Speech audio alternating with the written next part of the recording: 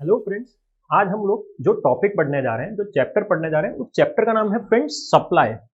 अब फ्रेंड्स, अगर हम लोगों को सप्लाई वाला चैप्टर पढ़ना है ना, तो उसके लिए हमको एक और चैप्टर पता होना चाहिए, वो है डिमांड, जो हमने लास्ट सेशन में कवर किया था। और अगर मुझे डिमांड वाला चैप्टर आता है तो सप्लाई वाला चैप्टर बहुत ईजी हो जाएगा। मुझे एज सच इसके अंदर कोई प्रॉब्लम होने वाली नहीं है।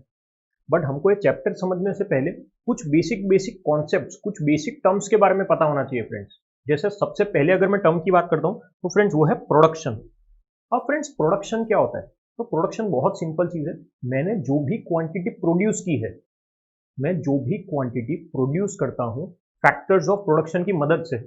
फैक्टर्स ऑफ प्रोडक्शन हम सबको पता है, चार फैक्टर्स होते हैं: land, labour, capital and entrepreneur. ये चार फैक्टर्स की मदद से मैंने जो भी गुड्स को प्रोड्यूस किया है एक पर्टिकुलर पॉइंट ऑफ टाइम में, उसको मैं क्या बोलता हूँ फ्रेंड्स? प्रोडक्शन। तो सबसे पहले मुझे पता होना चाहिए कि प्रोडक्शन क्या है। फैक्टर्स ऑफ प्रोडक्शन की मदद से मैंने जो भी चीज प्रोड्यूस की है उसको मैं प्रोडक्शन बोलता हूँ फ्रेंड्स। दूसरी चीज फ्रेंड्स, हमको याद रखना है, हमने डिमांड वाले चैप्टर में, पूरे चैप्टर में कंज्यूमर का पॉइंट ऑफ व्यू देखा था कि कंज्यूमर क्या करेगा जब प्राइस बढ़ेगा, तो प्राइस कम होगा तो कंज्यूमर क्या करेगा। ये सप्लाई वाला चैप्टर है फ्रेंड्स। यहाँ पे हम लोग प्रोड्यूसर का पॉइंट ऑफ व्यू कंसीडर करेंगे कि जब प्राइस बढ़ता है तो प्रोड्यूसर क्या करेगा, प्राइस कम होता है तो प्रोड्यूसर क्या करेगा। मतलब यहाँ पे हम लोग पूरे चैप्टर में कंज्यूमर के बारे में सोचेंगे ही नहीं, हम लोग सिर्फ एक ही इंसान के बारे में सोचेंगे, वो है प्रोड्यूसर। मतलब हम लोग खुद को क्या कंसीडर करने वाले हैं यहाँ पे? प्रोड्यूसर।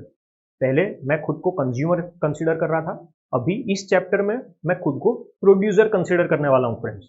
अब दूसरे और भी हमको टर्म्स समझने हैं फ्रेंड्स। अब नेक्स्ट जो हमारा टर्म है फ्रेंड्स वो है सप्लाई। अब फ्रेंड्स, सप्लाई क्या होता है?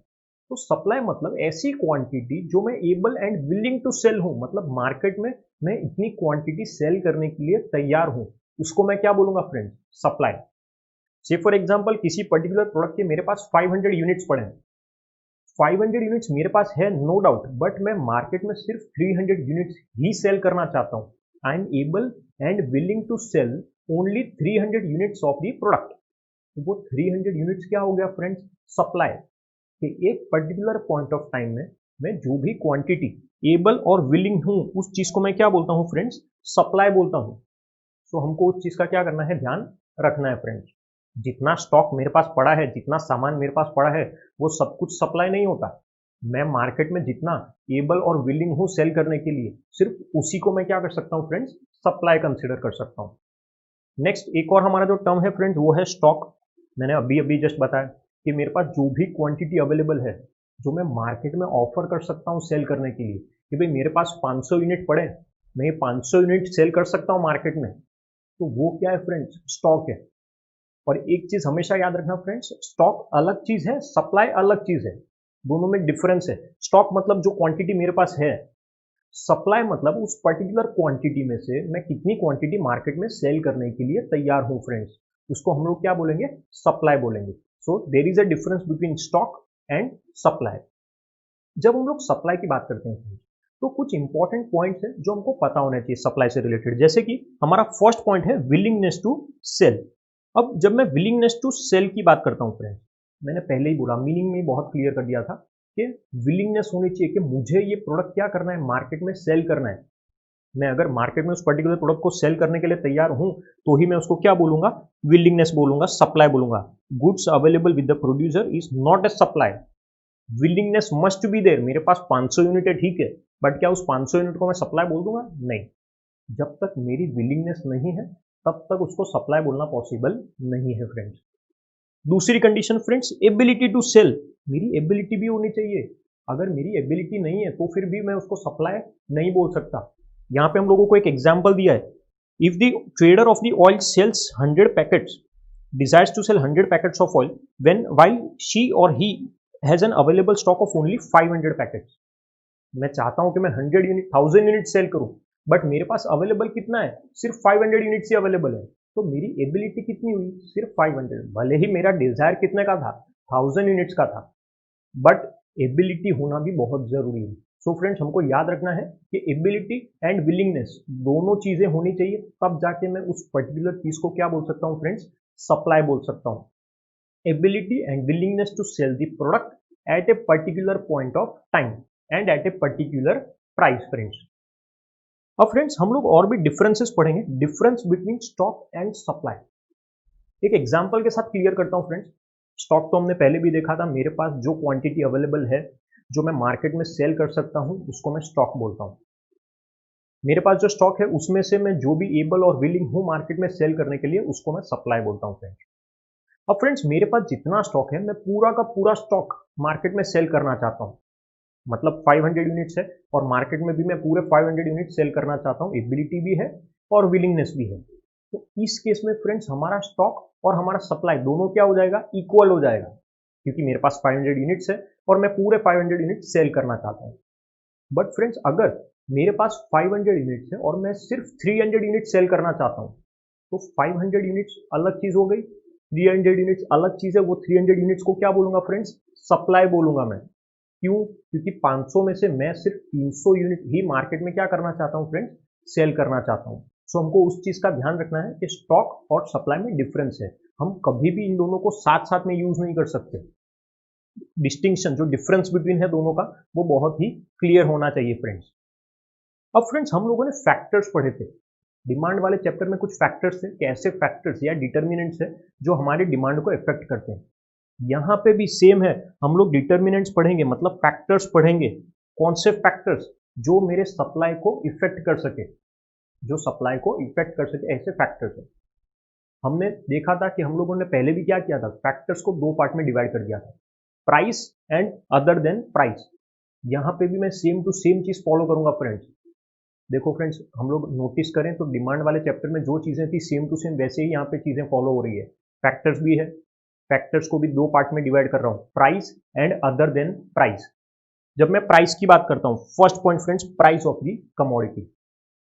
किसी भी प्रोडक्ट का प्राइस बढ़ता है तो उसका सप्लाई भी बढ़ जाता है, प्रोडक्ट का प्राइस कम होता है तो उसका सप्लाई भी कम हो जाता है। ऐसा क्यों होता है फ्रेंड्स? बहुत सिंपल चीज है, मैं प्रोड्यूसर हूं, मैंने पहले ही बोला इस चैप्टर में किसका व्यू पॉइंट कंसिडर करेंगे, प्रोड्यूसर का व्यू पॉइंट कंसिडर करेंगे। कि कोई भी पर्टिकुलर प्रोडक्ट का प्राइस बढ़ेगा तो प्रोड्यूसर का प्रॉफिट मार्जिन बढ़ेगा, और मेरा प्रॉफिट मार्जिन बढ़ेगा तो मैं सप्लाई ज्यादा करूंगा। सो अगर प्राइस बढ़ता है तो मेरा सप्लाई बढ़ जाता है, अगर प्राइस कम होगा ना तो मेरा प्रॉफिट कम हो जाएगा, तो ऑब्वियस बात है मैं सप्लाई भी क्या कर दूंगा फ्रेंड्स, कम कर दूंगा। यहाँ पे प्राइस और सप्लाई दोनों के बीच में पॉजिटिव रिलेशन है फ्रेंड्स, डायरेक्ट रिलेशनशिप है कि किसी चीज का प्राइस बढ़ेगा तो सप्लाई भी बढ़ेगा, प्राइस कम तो सप्लाई भी कम, यानी दोनों ही चीजें सेम डायरेक्शन में क्या होती है फ्रेंड्स, मूव होती है। इतना याद रखना है हम लोगों को। Next friends, other factors, price के अलावा जो फैक्टर्स है उसकी बात करते हैं, जिसमें हमारा फर्स्ट है factors, price of factors of production, मतलब कॉस्ट की बात की। अब फ्रेंड्स फैक्टर्स ऑफ प्रोडक्शन हम सबको पता है, लैंड, लेबर, कैपिटल, एंटरप्रेन्योर, ये क्या है, फैक्टर्स ऑफ प्रोडक्शन। अब इसके लिए एक पर्टिकुलर कॉस्ट होती है, रेंट है, वेजेस है, इंटरेस्ट है, प्रॉफिट है, ये सब क्या है, रिवॉर्ड है जो हम फैक्टर्स ऑफ प्रोडक्शन को देते हैं। अगर हमारी कॉस्ट बढ़ रही है, मुझे ज्यादा रेंट देना पड़ रहा है, मुझे ज्यादा वेजेस पे करने पड़ रहे हैं, तो तुम सोच के देखो अगर मेरी कॉस्ट बढ़ेगी ना तो मेरा प्रॉफिट मार्जिन क्या होते जाएगा, कम होते जाएगा। अगर कॉस्ट बढ़ती है प्रॉफिट मार्जिन कम होता है ना, तो सिंपल चीज है मेरा सप्लाई भी क्या हो जाएगा, कम हो जाएगा। लेकिन अगर मेरी कॉस्ट कम हो रही है, अगर मेरी कॉस्ट कम होती जाएगी, प्राइस सेम का सेम ही रहने वाला है, तो सोच के देखो मेरा प्रॉफिट मार्जिन बढ़ेगा। सो हमको याद रखना है जब भी कॉस्ट कम होगी प्रोड्यूसर का प्रॉफिट मार्जिन बढ़ जाएगा, और सिंपल है अगर प्रॉफिट मार्जिन बढ़ेगा तो सप्लाई भी बढ़ेगा, अगर प्रॉफिट मार्जिन कम तो सप्लाई भी कम। सो कंक्लूजन में हमको क्या याद रखना है फ्रेंड्स, कि जब भी कॉस्ट ऑफ प्रोडक्शन बढ़ेगी हमारा सप्लाई कम हो जाएगा, जब कॉस्ट ऑफ प्रोडक्शन कम होगी तो हमारा सप्लाई बढ़ जाएगा friends. Next friends, third point is level of technology. Technology की बात करते हैं, अगर मैं एडवांस टेक्नोलॉजी यूज करता हूँ फ्रेंड्स, अगर मैं मेरी ऑर्गेनाइजेशन के अंदर एडवांस टेक्नोलॉजी यूज करूंगा तो मैं टाइम सेव कर सकता हूँ, efforts, time and effort save होता है। मैं अच्छी क्वालिटी के प्रोडक्ट्स क्या कर सकता हूँ, प्रोवाइड कर सकता हूँ कंज्यूमर्स को। हो सकता है कि कॉस्ट भी क्या हो जाए, थोड़ी सी कम हो जाए। सो हम लोग अगर एडवांस टेक्नोलॉजी यूज करेंगे ना फ्रेंड्स तो हमारा सप्लाई बढ़ेगा। क्यों? टाइम, एफर्ट्स, कॉस्ट सेव हो रहा है। और वही अगर मैं एडवांस टेक्नोलॉजी यूज नहीं कर रहा हूँ, पुरानी टेक्नोलॉजी यूज कर रहा हूँ, आउटडेटेड टेक्नोलॉजी, ओल्ड टेक्नोलॉजी, तो सामने मेरा सप्लाई क्या रहेगा, उतना का उतना ही रहेगा, या फिर मेरा सप्लाई शायद कम होगा, जितना होना चाहिए उतना सप्लाई नहीं होगा फ्रेंड्स। सो हमारा थर्ड पॉइंट है level of technology friends. Next is friends future expectation. अब फ्रेंड्स फिर से फ्यूचर एक्सपेक्टेशन, जैसे कंज्यूमर फ्यूचर एक्सपेक्टेशन करता है ना, वैसे प्रोड्यूसर भी फ्यूचर एक्सपेक्टेशन करता है। मैं क्या करता हूँ, प्राइस को स्पेक्यूलेट करता हूँ। मैं ऐसा सोचता हूँ कि यार फ्यूचर में अगर प्राइस बढ़ेगा ना, तो मैं क्या करूंगा, फ्यूचर में ही सेल करना चाहूंगा। अभी के लिए मैं मेरा सप्लाई थोड़ा सा क्या कर दूंगा फ्रेंड्स, कम कर दूंगा। फ्यूचर में से फॉर एग्जांपल अगर मुझे लग रहा है प्राइस कम होने वाला है, तो मैं अभी से मेरा सप्लाई बढ़ा दूंगा। क्यों? क्योंकि यार बाद में अगर सेल करने जाऊंगा तो मुझे कम प्राइस मिलेगा। अभी जितना प्राइस है उसी में क्या कर दो, सप्लाई कर दो। सो फ्यूचर एक्सपेक्टेशन के बेस पे भी हम लोग क्या कर सकते हैं, हमारा सप्लाई बढ़ा सकते हैं या फिर कम कर सकते हैं। प्राइस बढ़ने वाला है तो फ्यूचर में सप्लाई करूंगा, प्राइस कम होने वाला है तो प्रेजेंट में सप्लाई करूंगा। And last point friends, other factors. और भी बहुत सारे फैक्टर्स है फ्रेंड्स, जैसे कि नंबर ऑफ प्रोड्यूसर्स। अगर नंबर ऑफ प्रोड्यूसर्स बढ़ रहे हैं तो सप्लाई बढ़ेगा। पॉलिटिकल स्टेबिलिटी है तो भी सप्लाई बढ़ेगा। नेचुरल कंडीशंस अच्छी है, सप्लाई बढ़ेगा friends. So efficient law and order है, इंडस्ट्रियल रिलेशन है। सो ये ऐसे फैक्टर्स है जिसकी वजह से सप्लाई के ऊपर इफेक्ट आ सकता है। हमारा सप्लाई बढ़ भी सकता है, इन सब की वजह से हमारा सप्लाई कम भी हो सकता है। अगर सभी चीजें फेवर में चल रही है तो सप्लाई बढ़ेगा, सभी चीजें अगेंस्ट में है तो सप्लाई कम होगा फ्रेंड्स। सो ये फैक्टर्स है, फैक्टर अफेक्टिंग सप्लाई, जिसकी वजह से मार्केट में मेरा सप्लाई या तो बढ़ेगा या तो फिर कम होगा फ्रेंड्स। अब फ्रेंड्स फैक्टर्स के बाद अब हमारा जो नेक्स्ट टॉपिक है फ्रेंड्स, वो है individual supply and market supply. बहुत सिंपल है। इंडिविजुअल सप्लाई, इंडिविजुअल सप्लाई मतलब किसी एक पर्टिकुलर प्रोड्यूसर का सप्लाई के अलग अलग प्राइस पे जो भी अलग अलग क्वांटिटी मैं सप्लाई करने के लिए तैयार हूं, उसको मैं क्या बोलूंगा friends, individual supply. Different quantity supplied at different possible price, अलग अलग प्राइस पे मैं जो भी क्वांटिटी सप्लाई करना चाहता हूं उसको मैं क्या बोलूंगा, इंडिविजुअल सप्लाई। यहां पे दिया हुआ है हम लोगों को supply of mister A, individual supply है। Supply of mister B, individual supply है कि मिस्टर ए प्रोड्यूसर है तो वो अलग अलग प्राइस पे क्या अलग अलग क्वांटिटी क्या करते हैं, वो सप्लाई करते हैं। क्लियर फ्रेंड्स, ये इंडिविजुअल सप्लाई की बात की है। उसी तरीके से मार्केट सप्लाई होता है। मार्केट सप्लाई क्या है friends, addition of individual supply. बहुत सिंपल है कि जितने भी इंडिविजुअल सप्लाई हैं मार्केट में, जितने भी इंडिविजुअल प्रोड्यूसर्स हैं, उन सभी के सप्लाई को मैं क्या कर दूंगा, ऐड कर दूंगा। सभी के सप्लाई को अगर मैं ऐड करूंगा तो अपने आप मेरा क्या आ जाएगा, मार्केट सप्लाई आ जाएगा। यहां पे हम लोग देख सकते हैं mister A and mister B दिया है हम लोगों को। मिस्टर ए और मिस्टर बी का सप्लाई अगर हम लोग ऐड करेंगे तो हमको क्या मिलेगा फ्रेंड्स, मार्केट सप्लाई मिलेगा। हम लोग देख सकते हैं यहाँ पे 80 प्लस 60, तो आंसर क्या है हमारा 140। 180 प्लस 100 280। यानी मैंने क्या किया, कुछ नहीं, बहुत सिंपल है। प्रोड्यूसर्स के सप्लाई को ऐड करते गया, mister A, mister B, mister C, market में जितने भी प्रोड्यूसर्स हैं उन सभी के सप्लाई को हम लोग ऐड करते जाएंगे और हमको हमारा आंसर मिल जाएगा, वो है market supply friends. So clear होना चाहिए, अब तक तो सबको क्लियर हो ही गया होगा कि इंडिविजुअल सप्लाई क्या होता है एंड मार्केट सप्लाई क्या होता है। अब फ्रेंड्स आगे हम लोगों को इसी चीज का एक्सप्लेनेशन देखना है। हमने पहले भी देखा था फ्रेंड्स कि जब हम लोग कोई भी शेड्यूल देखते हैं, अभी हमने शेड्यूल देखा, पहले टेबल फॉर्म में देखा था प्रेजेंटेशन। अब जब मैं उस शेड्यूल को ग्राफ में रिप्रेजेंट करता हूं, ग्राफ की हम लोग बात करते हैं, यहाँ पे हम लोग देख सकते हैं एक्स एक्सिस है, वाई एक्सिस है, कॉमन है बहुत। एक्स एक्सिस पे हमारे यूनिट्स है और वाई एक्सिस पे प्राइस है। अब हम लोग क्या करेंगे, वो जो हमारा शेड्यूल था उस चीज को ग्राफ पे प्रेजेंट करेंगे फ्रेंड्स। हम लोग प्रेजेंट कर सकते हैं कि जब प्राइस मेरा 10 था तो क्वांटिटी कितनी थी, 100। प्राइस मेरा बढ़ रहा है तो क्वांटिटी भी क्या होती जा रही है, बढ़ते जा रही है। और जब सभी पॉइंट्स को मैं कनेक्ट करूंगा फ्रेंड्स तो क्या बन जाएगा, सप्लाई कर्व। और ये सिर्फ मिस्टर ए की बात है तो ये मिस्टर ए का सप्लाई कर्व है। सेम तरीके से मैं मिस्टर बी के लिए भी कर सकता हूं। यहाँ पे हम लोग प्राइस और क्वांटिटी को क्या करते जाएंगे फ्रेंड्स, प्लेस करते जाएंगे, पॉइंट्स प्लेस करेंगे, सभी पॉइंट्स को कनेक्ट करेंगे। किसका सप्लाई को मिल जाएगा फ्रेंड्स, मिस्टर बी का। ये इंडिविजुअल सप्लाई फ्रेंड्स। सेम तरीके से फ्रेंड्स मार्केट सप्लाई भी आता है। मतलब हमारा जो शेड्यूल था उसमें लास्ट कॉलम था मार्केट सप्लाई का, हमने देखा था 100 आंसर आ रहा था, 280 आंसर आ रहा था। तो उस चीज को मैं यहाँ पे क्या कर रहा हूँ, प्लॉट कर रहा हूँ। यहाँ पे उन पॉइंट्स को प्लॉट किया और कर्व को अगर मैं ड्रॉ करता हूँ तो यहाँ पे हमारा जो कर्व बनेगा फ्रेंड्स वो हो जाएगा मार्केट सप्लाई कर्व। बहुत सिंपल है फ्रेंड्स, शेड्यूल को ग्राफ पे प्रेजेंट करना है, ग्राफ पे जैसे ही मैं प्रेजेंट करूंगा क्या बन जाएगा, कर्व। मिस्टर ए या मिस्टर बी के लिए किया है तो वो इंडिविजुअल सप्लाई कर्व है, दोनों का ऐड करके अगर मैंने ग्राफ पे प्लॉट किया है तो मार्केट सप्लाई कर्व हो जाएगा फ्रेंड्स। और फ्रेंड्स नेक्स्ट सप्लाई फंक्शन, अगर मुझे फैक्टर्स याद है तो सप्लाई फंक्शन याद ही होगा, ऐसा पॉसिबल ही नहीं है कि सप्लाई फंक्शन मुझे याद नहीं होगा। हमने अलग अलग फैक्टर्स देखे थे, जैसे कि अगर मैं बताऊं तो हमने देखा था price of the commodity, technology, price of factors of production, वो सब देखा था हमने। ये फिर से बोल रहा हूँ फ्रेंड्स, कोई इक्वेशन नहीं है, ऐसा कुछ नहीं है जो हम लोग बहुत टफ कंसीडर करते हैं।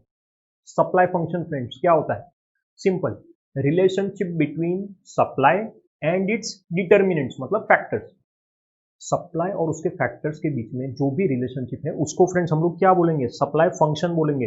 It specifies the functional relationship between supply and it's determinants friends. बहुत इजी है, यहाँ पे हमको एक इक्वेशन जैसा देके रखा है, S of x means supply of commodity x is the function of what? तो फैक्टर्स, अलग अलग फैक्टर्स है, जैसे कि P of x बोला है तो price of commodity x, T means level of technology हमने देखा था, P of F मतलब price of factors of production, हमने कॉस्ट ऑफ प्रोडक्शन देखा था ना, लैंड, लेबर, कैपिटल, एंटरप्रेन्योर, उसकी बात की है यहाँ पे, फ्यूचर एक्सपेक्टेशन, एंड लास्ट हमने देखा था अदर फैक्टर्स जैसे पॉलिटिकल स्टेबिलिटी और वो सभी चीजें। So basically supply function shows the functional relationship between supply of the commodity and its determinants friends. I hope supply function तक सभी को क्लियर होना चाहिए, बहुत सिंपल टॉपिक था एज सच। अब हमारा तो नेक्स्ट टॉपिक है, इंपॉर्टेंट टॉपिक है, लॉ ऑफ सप्लाई फ्रेंड्स। अब फ्रेंड्स जब हम लोग लॉ ऑफ सप्लाई की बात करते हैं, यहाँ पे पॉजिटिव रिलेशन देखने मिलेगी हम लोगों को। लॉ ऑफ डिमांड में कैसी रिलेशनशिप थी, इनवर्स रिलेशनशिप थी। लॉ ऑफ सप्लाई के अंदर कैसी रिलेशनशिप है, पॉजिटिव रिलेशनशिप है। किसी भी कमोडिटी का अगर प्राइस बढ़ेगा तो उसका सप्लाई भी बढ़ेगा, कमोडिटी का प्राइस अगर कम तो सप्लाई भी कम, एकदम पॉजिटिव रिलेशनशिप है। प्राइस और सप्लाई दोनों सेम डायरेक्शन में मूव हो रहा है फ्रेंड्स। लॉ ऑफ डिमांड में ऑपोजिट डायरेक्शन था, इनवर्स रिलेशनशिप थी। लॉ ऑफ सप्लाई के अंदर पॉजिटिव रिलेशनशिप है, यानी सेम डायरेक्शन में मूव होगा। बट अगेन यहाँ पे भी एक चीज हमको देखनी है, other factors to be remain constant, other factors are constant, other things remaining unchanged. अब फिर से ये क्या होता है, अदर थिंग्स रिमेनिंग अनचेंज्ड क्या होता है फ्रेंड्स? लॉ ऑफ सप्लाई के अंदर सप्लाई में जो चेंज आ रहा है तो वो किसकी वजह से चेंज आ रहा है, सिर्फ और सिर्फ प्राइस की वजह से। अदर फैक्टर्स रिमेनिंग कांस्टेंट मतलब हमने जो दूसरे फैक्टर पढ़े थे, level of technology, future expectation, other factors, वो सब कुछ क्या रहना चाहिए फ्रेंड्स, कांस्टेंट रहना चाहिए। उसके अंदर एज सच बिल्कुल चेंज आना चाहिए नहीं। तो यहाँ पे अगर सप्लाई चेंज हो रहा है तो सिर्फ और सिर्फ प्राइस की वजह से हो रहा है, बाकी सभी फैक्टर्स को मैं ऐसा अज्यूम करूंगा कि वो सभी फैक्टर्स क्या है फ्रेंड्स, कांस्टेंट है। सो फाइनली हमको याद क्या रखना है, प्राइस बढ़ेगा तो सप्लाई भी बढ़ेगा, प्राइस कम तो सप्लाई भी कम, अदर फैक्टर्स रिमेनिंग कांस्टेंट। अब फ्रेंड्स एजम्पशंस की बात करते हैं हम लोग। जब हम लोग एजम्पशंस की बात करते हैं तो अलग अलग एजम्पशंस हमको देखने हैं। अगर हमको मीनिंग क्लियर है लॉ ऑफ सप्लाई का तो एजम्पशंस भी क्लियर होंगे फ्रेंड्स। जैसे कि हम लोग देख सकते हैं फ्रेंड्स, हमने अभी क्या देखा, अदर थिंग्स रिमेनिंग कांस्टेंट। जब मैं अदर थिंग्स रिमेनिंग कांस्टेंट की बात करता हूं फ्रेंड्स तो बहुत सिंपल है, अदर फैक्टर्स जो हम देख रहे थे यहाँ पे एजम्पशंस में वही देखेंगे वापस से। हम लोग देख सकते हैं first is friends price of factor of production remain constant, मतलब जो फैक्टर ऑफ प्रोडक्शन है उसका जो प्राइस है वो क्या रहेगा फ्रेंड्स, कांस्टेंट रहेगा, उसमें एज सच कोई चेंज आना चाहिए नहीं। Next friends, there is no change in state of technology, technology भी कांस्टेंट है, सेम टू सेम, टेक्नोलॉजी में एज सच कोई चेंज आने वाला नहीं है friends. Next friends third, level of competition मतलब नंबर ऑफ प्रोड्यूसर्स, ऐसा अज्यूम कर रहा हूं कि वो भी कांस्टेंट है। एक्सपेक्टेशन रिगार्डिंग फ्यूचर प्राइस, हम लोग कोई एक्सपेक्टेशन ही नहीं कर रहे, इग्नोर कर रहे हैं उसको पूरी तरीके से। नेक्स्ट अदर फैक्टर जैसे government policy, transport facility, natural factors, ये सब भी कांस्टेंट है। तो बहुत सिंपल है फ्रेंड्स, अगर मुझे फैक्टर्स याद है तो मुझे एजम्पशंस भी याद है, सिर्फ फर्क इतना है कि यहाँ पे सभी फैक्टर्स क्या रहेंगे फ्रेंड्स, कांस्टेंट। किसी भी फैक्टर में किसी तरह का चेंज या ऐसा कुछ आने वाला नहीं है फ्रेंड्स। यहाँ तक सभी को क्लियर होना चाहिए, ये हमारा टॉपिक है लॉ ऑफ सप्लाई। अब फ्रेंड्स इसी चीज को हम लोग एक्सप्लेन भी कर सकते हैं with the help of schedule and diagram. यहाँ पे हम लोग फ्रेंड्स शेड्यूल अगर देखें टेबल फॉर्म में जो हमको दिया है, यहाँ पे हम लोगों को प्राइस दिया है और सप्लाई भी देके रखा है। अब फ्रेंड्स बहुत सिंपल चीज है, देखो जैसे जैसे प्राइस बढ़ेगा वैसे वैसे सामने मेरा सप्लाई भी क्या हो रहा है फ्रेंड्स, बढ़ते जा रहा है। क्यों? क्योंकि लॉ ऑफ सप्लाई में पहले ही बोला है कि अगर प्राइस बढ़ेगा तो सप्लाई भी क्या होगा, सामने बढ़ेगा। प्राइस कम तो सप्लाई भी कम। यहाँ पे शेड्यूल में देख सकते हैं हम लोग उसी चीज को। जब मैं शेड्यूल को ग्राफ पे रिप्रेजेंट करूंगा फ्रेंड्स, जब मेरा प्राइस 50 था तो क्वांटिटी 200, प्राइस 60 तो क्वांटिटी 400, और सभी पॉइंट्स को हम कनेक्ट करेंगे फ्रेंड्स तो हमारा कर्व बन जाएगा जिसको हम लोग बोलेंगे सप्लाई कर्व। सो हमको यहाँ तक क्लियर होना चाहिए फ्रेंड्स लॉ ऑफ सप्लाई, उसके assumptions, schedule and curve. Clear friends, यहाँ तक सभी को एकदम क्लियर होना चाहिए फ्रेंड्स। अब नेक्स्ट टॉपिक फ्रेंड्स, अब हमको जो पढ़ना है वो है relationship between price and supply. Price और सप्लाई के बीच में क्या रिलेशनशिप है वो हम पहले से पढ़ते आ रहे हैं। जो हमारा फर्स्ट पॉइंट है वहां पे हमको ऑब्जेक्टिव ऑफ प्रॉफिट मैक्सिमाइजेशन की बात की है फ्रेंड्स। जैसे जैसे प्राइस बढ़ेगा मेरा सप्लाई भी बढ़ेगा। क्यों? क्योंकि मेरा ऑब्जेक्टिव क्या है, प्रॉफिट मैक्सिमाइजेशन। प्रोड्यूसर को पता है कि अगर प्राइस बढ़ेगा तो उसका प्रॉफिट मार्जिन भी बढ़ने वाला है, तो वो अच्छी चीज है। प्रॉफिट की वजह से जब प्राइस बढ़ता है तो मेरा सप्लाई भी बढ़ जाता है। दूसरी चीज फ्रेंड्स, सेकेंड पॉइंट हमको जो यहाँ पे दिया है, जो पहले मैं सेल करने के लिए तैयार नहीं था वो अब मैं सेल करूंगा। क्यों? क्योंकि पहले लोअर प्राइस था तो मैं सेल नहीं कर रहा था, अब उस चीज का प्राइस बढ़ रहा है और अगर प्राइस बढ़ेगा तो अब मैं उस चीज को क्या करूंगा, सप्लाई करने के लिए रेडी हो जाऊंगा मार्केट में। सो फ्रेंड्स याद रखना है प्राइस और सप्लाई की दो रिलेशनशिप है। फर्स्ट हमारा प्रॉफिट बढ़ता है एंड दूसरा लोअर प्राइस पे मैं वो चीज सेल नहीं कर रहा था, बट जब उसका प्राइस बढ़ेगा तो डेफिनेटली मैं उस चीज को क्या करूंगा, मार्केट में सेल करूंगा। अब नेक्स्ट टॉपिक फ्रेंड्स जो हमारा टॉपिक है वो है expansion and contraction of supply. तो फ्रेंड्स एक्सपांशन कॉन्ट्रैक्शन जब भी हमारे दिमाग में आता है, जब भी ये पॉइंट आता है, तो हमको एक चीज पता होनी चाहिए कि यहाँ पे डिमांड एक्सपांड होगी या फिर कॉन्ट्रैक्ट होगी, बट उसका एक ही रीजन होगा और वो रीजन क्या होगा फ्रेंड्स, तो वो है प्राइस। प्राइस की वजह से डिमांड बढ़ती है या कम होती है तो उसको हम लोग बोलेंगे एक्सपांशन और contraction. Other factors remaining constant, मतलब अदर फैक्टर्स हमेशा क्या रहना चाहिए, कांस्टेंट। जैसे टेक्नोलॉजी है, नंबर ऑफ प्रोड्यूसर्स है, तो वो सबको हम लोग कांस्टेंट मान के चलेंगे फ्रेंड्स। सबसे पहले हम लोग यहाँ पे एक्सपांशन का केस कंसीडर करेंगे और बाद में कॉन्ट्रैक्शन का। हम लोग देख सकते हैं फ्रेंड्स यहाँ पे जैसे जैसे प्राइस बढ़ रहा है वैसे वैसे सामने हमारा सप्लाई भी क्या हो रहा है फ्रेंड्स, बढ़ रहा है। तो बहुत सिंपल चीज है, अगर प्राइस बढ़ेगा तो सप्लाई भी बढ़ेगा। इसको हम लोग क्या बोलेंगे फ्रेंड्स, एक्सपांशन बोलेंगे, एक्सपांशन ऑफ सप्लाई। जैसे जैसे प्राइस कम होगा, 60 से 50 हो रहा है तो सप्लाई भी क्या हो रहा है, 400 से 200, मतलब कम हो रहा है। बहुत सिंपल है, प्राइस अगर कम तो सप्लाई भी कम। ये क्या है, कॉन्ट्रैक्शन। मतलब सप्लाई बढ़ता है तो हम उसको एक्सपांशन बोलते हैं, सप्लाई अगर कम होता है तो हम उसको कॉन्ट्रैक्शन बोलते हैं। बेसिकली एक्सपांशन और कॉन्ट्रैक्शन में हमने किस चीज को यूज किया है, तो लॉ ऑफ सप्लाई को यूज किया है फ्रेंड्स। बहुत सिंपल है। उसी चीज को, इस शेड्यूल को अगर हम लोग ग्राफ पे रिप्रेजेंट करते हैं तो यहाँ पे भी हम लोग एक्सपांशन और कॉन्ट्रैक्शन देख सकते हैं। हम सभी को पता है कि हमारा जो सप्लाई कर्व है वो अपवर्ड मूवमेंट होता है। यहाँ पे पॉजिटिव रिलेशन है, positive relationship between price and supply of the commodity. हम लोग यहाँ पे देख सकते हैं पॉइंट ए से अगर मैं पॉइंट सी पे जा रहा हूँ तो वो एक्सपांशन है। क्यों? क्योंकि मेरा सप्लाई बढ़ रहा है 600 से 800, 800 से 1000, सप्लाई बढ़ा है तो एक्सपांशन। अगर मैं पॉइंट ए से पॉइंट बी पे अगर जाता हूं तो उसको हम लोग बोलेंगे कॉन्ट्रैक्शन। क्यों? क्योंकि यहां पे सप्लाई क्या हो रहा है, कम हो रहा है, 600 से 400, 400 से 200। तो जब भी सप्लाई कम होगा उसको मैं क्या बोलूंगा, कॉन्ट्रैक्शन फ्रेंड्स। सो हमको याद रखना है, हम लोग जब 600, 800, 1000 मतलब आगे बढ़ रहे हैं, सप्लाई बढ़ रहा है तो उसको मैं बोलूंगा एक्सपांशन। सप्लाई अगर कम हो रहा है तो उसको मैं बोलूंगा कॉन्ट्रैक्शन फ्रेंड्स। सो ये हमारा टॉपिक है फ्रेंड्स, एक्सपांशन एंड कॉन्ट्रैक्शन में, जिसमें याद रखना है कि अगर सप्लाई चेंज हो रहा है तो सिर्फ और सिर्फ प्राइस की वजह से, अदर फैक्टर्स रिमेनिंग कांस्टेंट। यहाँ पे हमने कौन सा लॉजिक अप्लाई किया है फ्रेंड्स, तो वो है लॉ ऑफ सप्लाई का। अब फ्रेंड्स हमारा जो नेक्स्ट टॉपिक है वो है increase and decrease in supply. अब फ्रेंड्स यहाँ पे भी फिर से सप्लाई बढ़ रहा है या फिर सप्लाई कम हो रहा है, बट यहाँ पे किस चीज की वजह से सप्लाई बढ़ेगा या कम होगा, तो फ्रेंड्स याद रखना है अदर फैक्टर्स। जैसे टेक्नोलॉजी है, नंबर ऑफ प्रोड्यूसर है, अदर फैक्टर्स है, इन सभी चीजों की वजह से अगर सप्लाई में कोई भी चेंज आ रहा है तो उसको हम लोग बोलेंगे increase in supply and decrease in supply. यहाँ पे हमको क्या करना है, प्राइस को कांस्टेंट अज्यूम करना है। प्राइस विल रिमेन कांस्टेंट, कोई चेंज नहीं आएगा। हम लोग शेड्यूल में देख सकते हैं कि प्राइस कितना है हर बार, सिर्फ और सिर्फ 20, यानी प्राइस में कोई चेंज नहीं है, लेकिन फिर भी हमारी क्वांटिटी चेंज हो रही है, 100, 200, 300 इस तरीके से चेंज हो रही है क्वांटिटी। हम लोग जब यहाँ पे डायग्राम देखेंगे फ्रेंड्स, तो हम लोग देख सकते हैं कि जो हमारा प्राइस है वो कांस्टेंट है, 20 ही है, प्राइस में कोई चेंज नहीं आया है सच। जो चेंज आ रहा है वो किस में आ रहा है, सिर्फ क्वांटिटी में। पहले 100 थी, फिर 200, 300 एंड 400, इस तरीके से क्वांटिटी में चेंज आ रहा है। अब फ्रेंड्स जो हमारा ओरिजिनल सप्लाई कर्व था वो S1 था, कुछ इस तरीके से। यहाँ पे ये हमारी ओरिजिनल क्वांटिटी थी।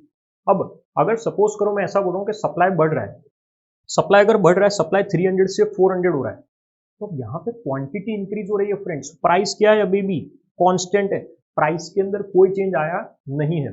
सो हमारा सप्लाई कर्व कहाँ पे शिफ्ट हो जाएगा फ्रेंड्स, राइट में। अगर मेरी क्वांटिटी बढ़ रही है, मेरा सप्लाई बढ़ रहा है, तो मैं सप्लाई को कहाँ पे शिफ्ट करूंगा फ्रेंड्स, राइट में शिफ्ट करूंगा, जिसको हम लोग बोलेंगे इंक्रीज इन सप्लाई।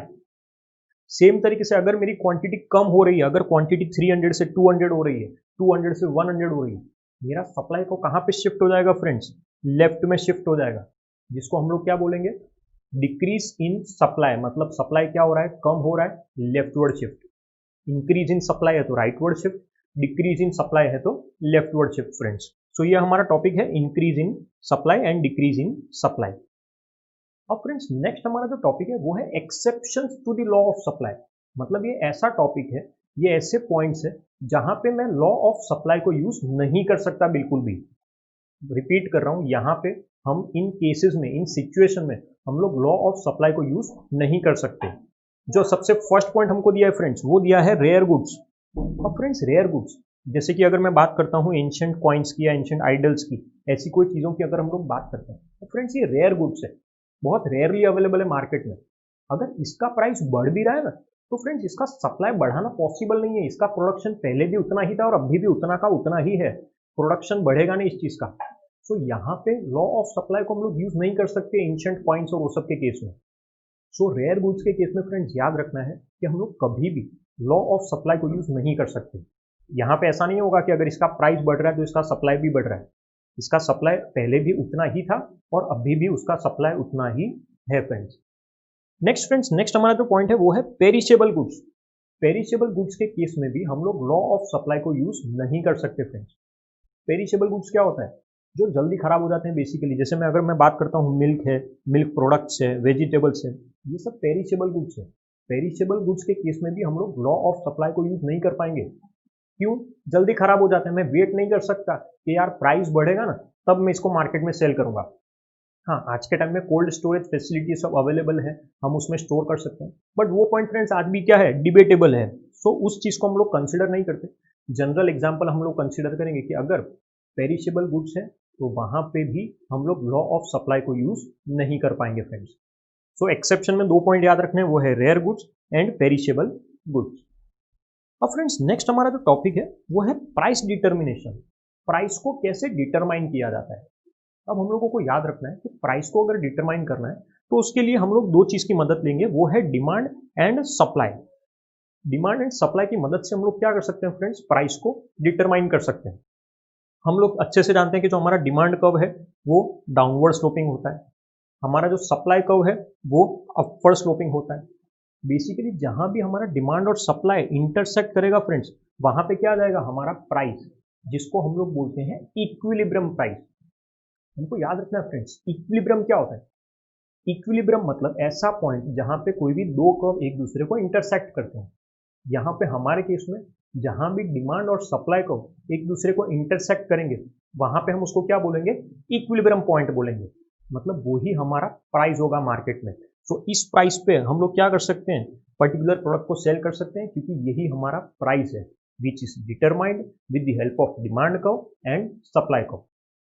अगर फ्रेंड्स मैं बात करता हूँ परफेक्ट कॉम्पिटिशन की, तो परफेक्ट कॉम्पिटिशन में प्रोड्यूसर इसी प्राइस को कंसिडर कर सकता है और इस प्राइस पे प्रोडक्ट को क्या कर सकता है, मार्केट में सेल कर सकता है। अगर मोनोपोलिस्टिक मार्केट है, ओलिगोपोली मार्केट है या मोनोपोली है, तो वो लोग इस प्राइस को सिग्नल के तौर पे कंसिडर कर सकते हैं और इसके आसपास का कोई प्राइस सेट करके अपने प्रोडक्ट को क्या कर सकते हैं फ्रेंड्स, सेल कर सकते हैं। सो हम लोगों को याद रखना है कि हमारा जो भी प्राइस है वो कैसे डिटरमाइन किया है, तो डिमांड एंड सप्लाई की मदद से, कि जहां पे हमारी डिमांड और सप्लाई दोनों चीज सेम है, यहाँ पे हम लोग देख सकते हैं डिमांड एंड सप्लाई दोनों क्या है 600, तो वहीं पे हमारा प्राइस आ जाएगा और वही हमारा इक्विलिब्रियम प्राइस माना जाएगा, जिस प्राइस पे कमोडिटी को नॉर्मली प्रोड्यूसर क्या करेगा, सेल करेगा फ्रेंड्स। सो ये टॉपिक है फ्रेंड्स प्राइस डिटर्मिनेशन, बहुत सिंपल है, जहां भी डिमांड और सप्लाई इंटरसेक्ट करे वही हमारा इक्विलिब्रियम प्राइस होगा। सो फ्रेंड्स हमारा ये चैप्टर कंप्लीट होता है, सप्लाई वाला चैप्टर। यहाँ पे हमने सभी टॉपिक्स को डिटेल में कवर किया है। आई होप आप सभी को ये टॉपिक, ये चैप्टर अच्छे से समझ में आया होगा। अब हम लोग नेक्स्ट चैप्टर में मिलेंगे फ्रेंड्स, तब तक के लिए अगर कोई भी डाउट हो, कुछ भी हो, तो आप लोग मुझे कांटेक्ट कर सकते हैं फ्रेंड्स। Thank you.